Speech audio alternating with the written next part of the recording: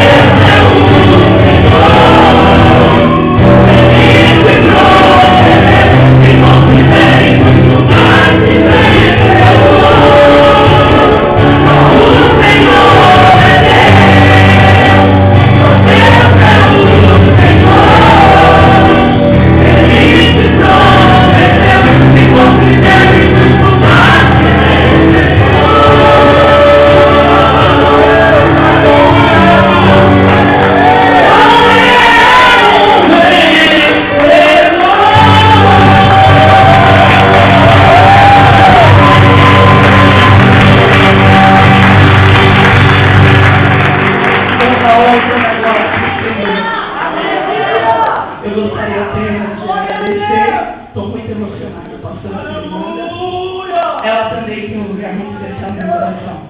E sabe que o perdão é verdadeiro e eu amo ela, né?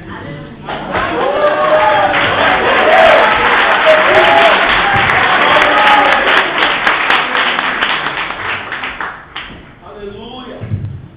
Por isso, meu amado, você pode dizer nessa noite: se Deus é por nós, quem será contra nós? Agora você vai repetir: se Deus é por mim, Se Deus é por mim, quem será contra mim?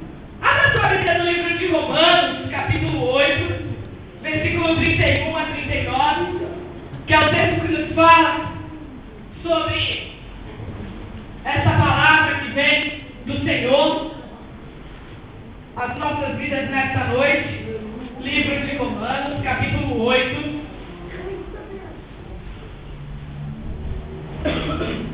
Amém? O Romanos sumiu da Bíblia de alguém aí.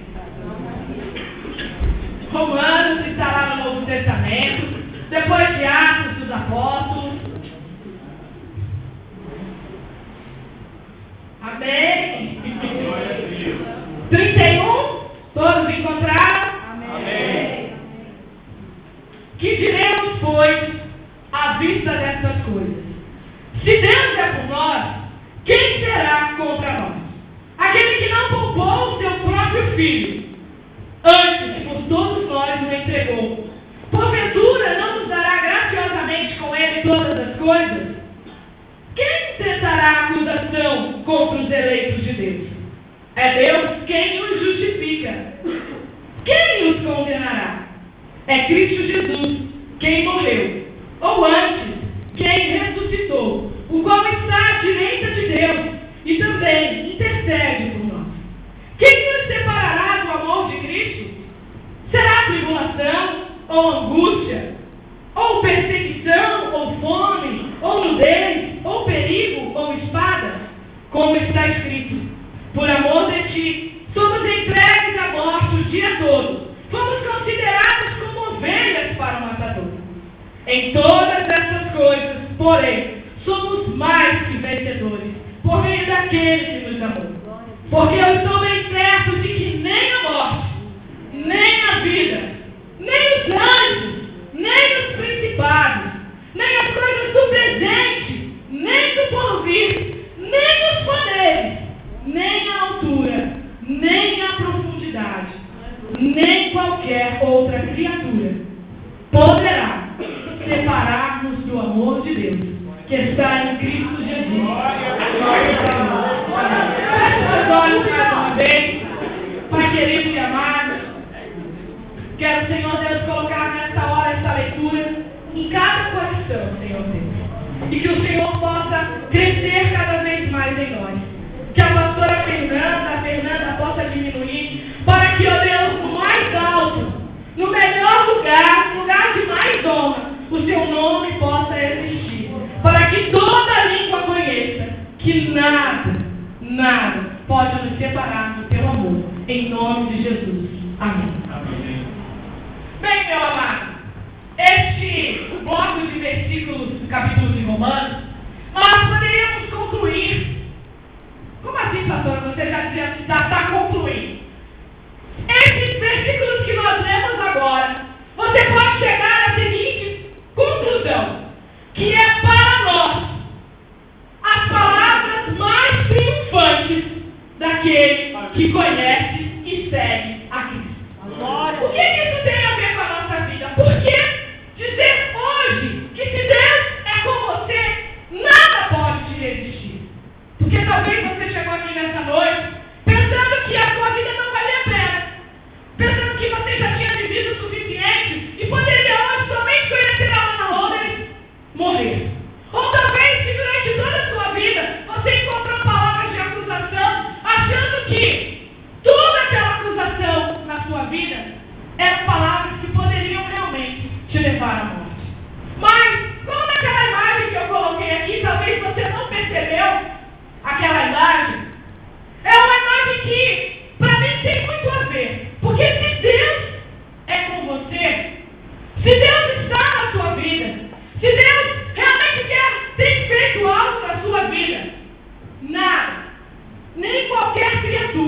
nem coisas do presente, nem do porvir.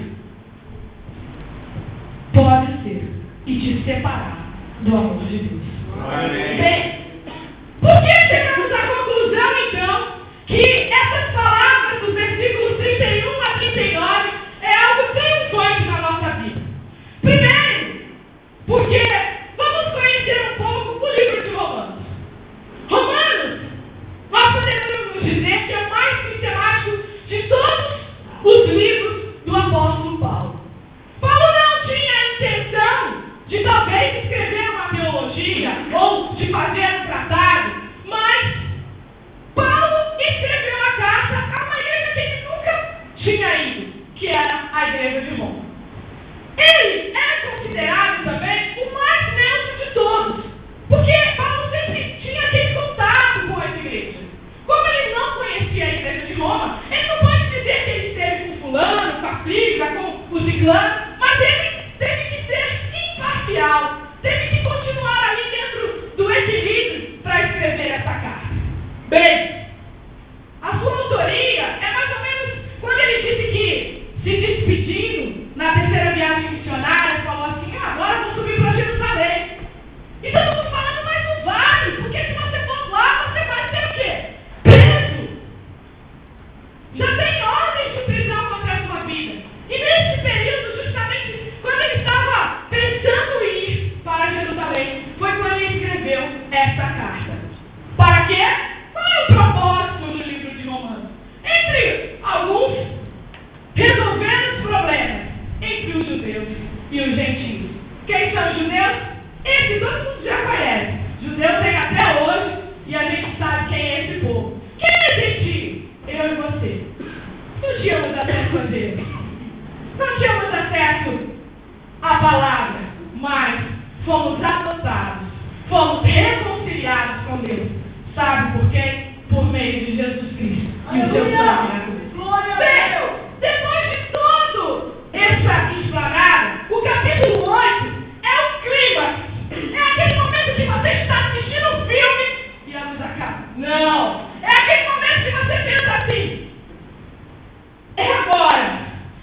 É quando a pastora fala, eu estou sentindo. É mais ou menos assim.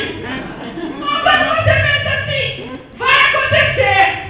Ou quando está na hora do namoro, ai, agora, será que eu beijo, se eu não beijo? Chegou a hora, não chegou? Pois é. Nesse momento foi que o Paulo escreveu. Ele começa a dizer no versículo 1 desse capítulo: nenhuma condenação há para os que estão em Cristo Jesus. Aleluia. Olha como isso é forte. Nenhuma condenação há quando você está em Cristo Jesus. Você pode ser condenado pelo mundo, você pode ser condenado pela história, você pode ser condenado pelo seu pai, pela sua mãe, mas se você está em Cristo, nenhuma dessas palavras tem validade. Nenhuma dessas palavras vai fazer diferença em você. Porque aquele que está em Cristo é nova criatura. Amém. Bem, se o Paulo disse isso, nenhuma condenação há, porque ele começa falando que nós estamos livres da lei do pecado e da morte. Aleluia! Então começa lá em Moisés.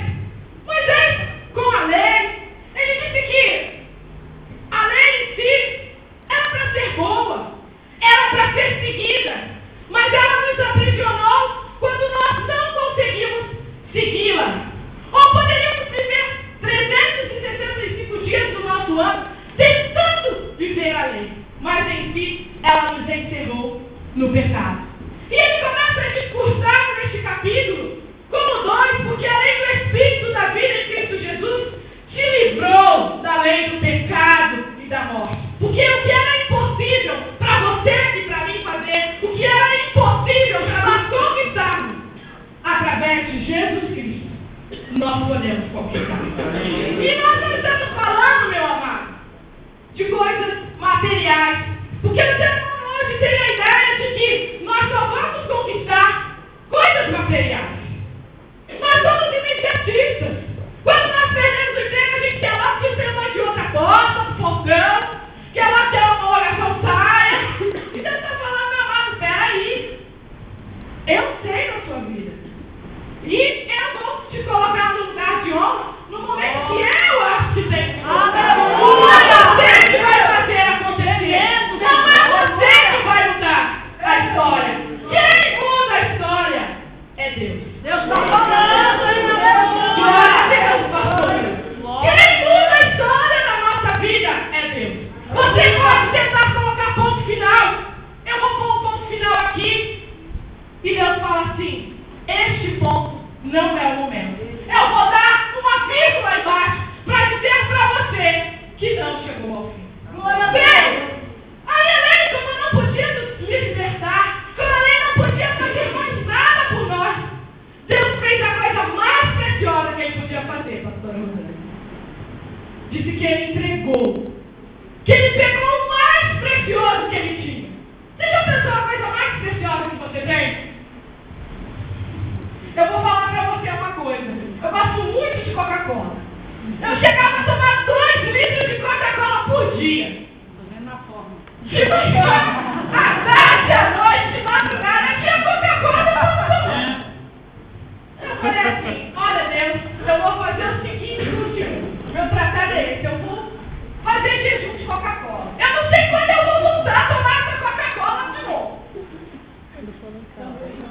Quando for lá em casa, eu vou te enganar. Você não vai enganar, não, fica tranquilo. Eu vou tirar a Coca-Cola. Já que esse é o bem mais precioso da minha vida, já que água não é tão precioso, tem aqui 2 copos, eu agradeço quem colocou, obrigada.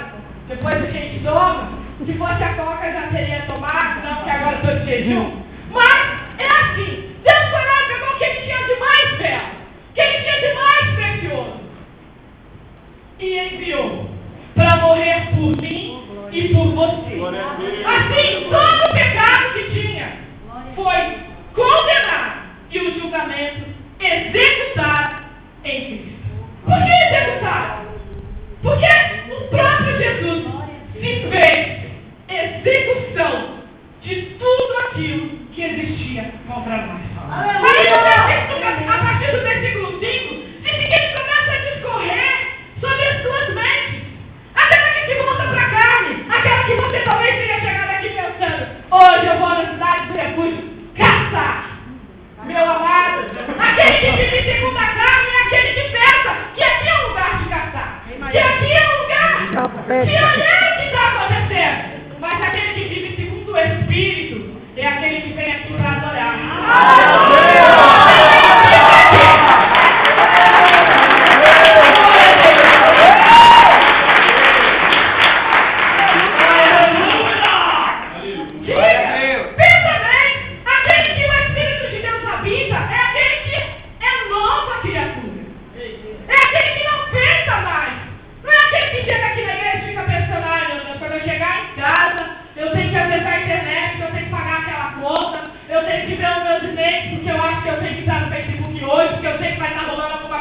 Não, amado. É uma luta. Eu estou preocupada com o horário. E a pastora lá nunca termina o culto. Aquela mente da carne é aquela que está sempre preocupada com todas as outras coisas do mundo. Mas aquele que se preocupa e vive no Espírito é aquele que diz como Paulo: Cristo habita em mim. Amém. Cristo habita em mim. Cristo habita em mim. Por isso que para o pecado eu estou morto, mas vivo. Mas o Paulo não terminou aí. Já que era o clima tão importante para nós, ele continuou dizendo que ele te encoraja a viver segundo o Espírito. O verso 13 diz: porque se viverdes segundo a carne, caminhares para a morte. Hoje a sociedade atual, do século, a partir dos anos 2000, é muito preocupada com a sua forma. Né? Está sempre se cuidando, está sempre na academia, eu não como isso porque eu quero viver mais. Eu não posso, se eu chegar a 50 já caído, não quero. Eu quero chegar aos 70 na forma. Porque a Bíblia diz que é só até 70, mas eu quero chegar a 120. Tem gente dizendo isso. Só que para você dizer isso, meu amado, só tem um segredo. Não é alimentação,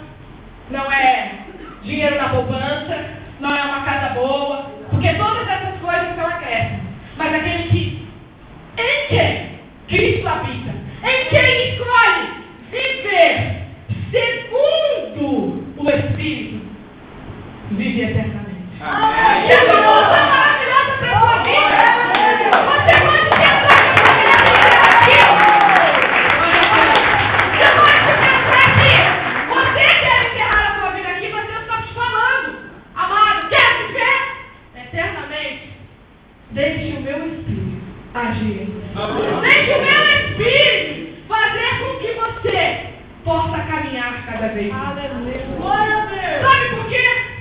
Porque toda a criação sofre com o pecado. Não é só eu, não é só você. Toda a criação está sofrendo. Toda a criação sofre com a desobediência. Sofre com a maldição que há sobre a terra. Mas aí ele diz um dos versículos que talvez para a gente parece estranho.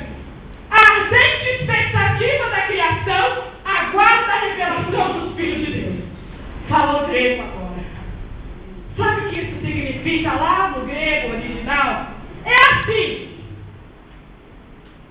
Pensa bem.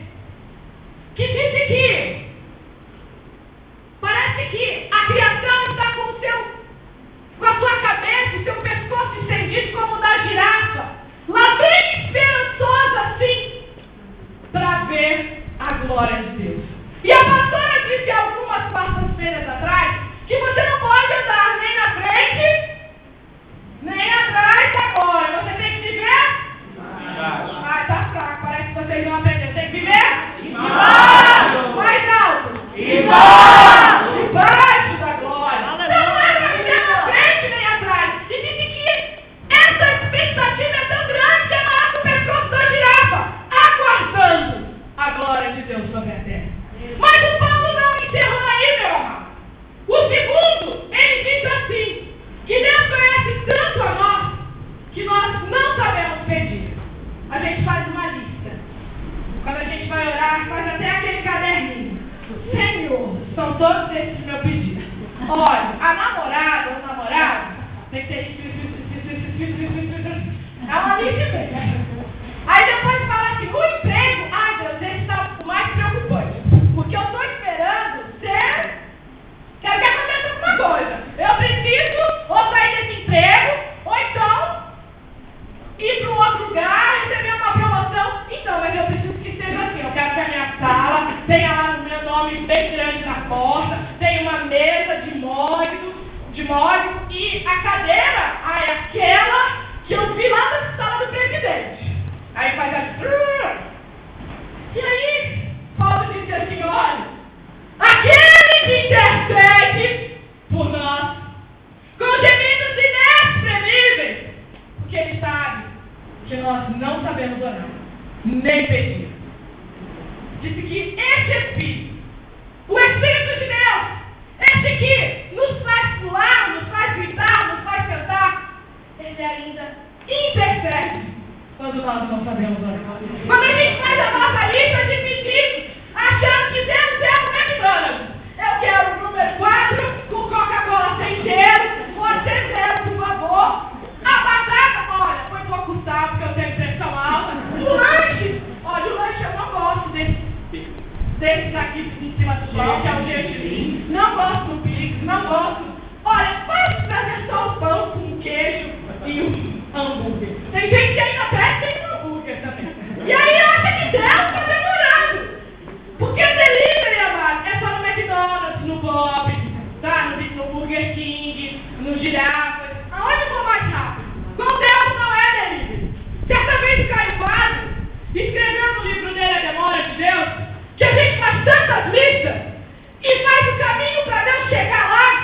E quando Deus não chega naquele jeito, a gente fala assim, Senhor, peraí, eu já te dei o mapa. Você não está vendo? Olha, primeiro tem que ter isso, tem que ter aquilo. Deus não precisa de mapa. Quem precisa de mapa é você, Deus sabe. Porque como no início deste curso, de uma forma assombrosamente maravilhosa, Ele nos formou. Não foi outro. Não tinha outro para conhecer o nosso coração a não ser Deus. Assim, o Espírito precisa interceder por nós. Porque a gente é igual criança de primeira a quarta série quando vai falar com Deus. A gente até sabe, a gente até começa, Pai nosso, Senhor, tem misericórdia. Mas no meio do caminho a gente começa, Senhor, volta de novo para a lista. Porque a gente é acostumado a fazer lista de compras, a gente é acostumado a fazer lista das contas, a gente é acostumado a fazer lista do que precisa fazer no dia do nosso trabalho. E acha que Deus é este